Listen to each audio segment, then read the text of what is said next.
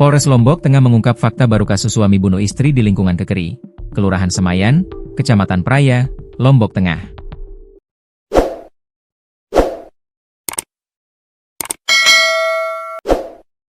Baik Miranda Puspa Pratiwi, 28, tewas dibunuh suaminya Fahrudin Az-Zahidi, 36, setelah cekcok Minggu, 3 Agustus 2025.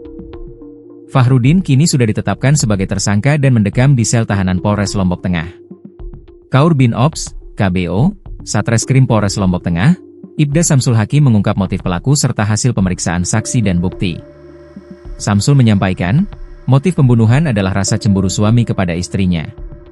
Sang suami menyadap HP istri karena curiga.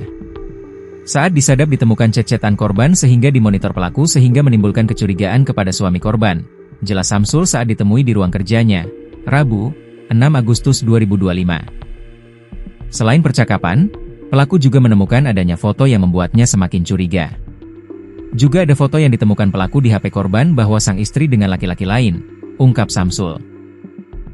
Samsul menyebutkan, pihaknya sedang melakukan pendalaman mengenai berapa pelaku melakukan penyadapan.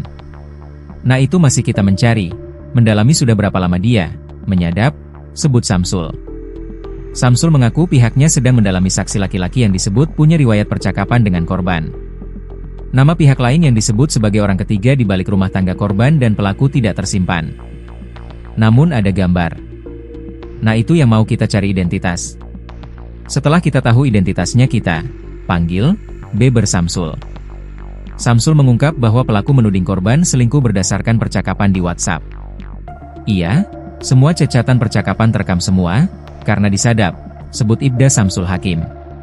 Samsul menerangkan, pihaknya telah melakukan pemeriksaan terhadap saksi, tersangka, dan melakukan penahanan terhadap tersangka. Saksi yang telah diperiksa sebanyak 4 orang mulai dari pihak keluarga pelaku, serta tetangga pelaku maupun korban. Sementara korban sudah kita lakukan autopsi. Kita juga sudah lakukan penyitaan terhadap celana dalam warna ungu, 1 buah celana pendek, dan 1 buah kaos, 1 buah selimut, 2 buah HP. Itu saja barang bukti yang sudah kita sita, jelas Ibda Samsul Hakim. Hasil autopsi korban menunjukkan bahwa kekerasan di bagian leher akibat dari dipiting dengan tangan korban. Terdapat luka tekan lecet di leher sebelah kiri dan pipi sebelah kiri, dan paru-paru membesar pertanda kekurangan oksigen.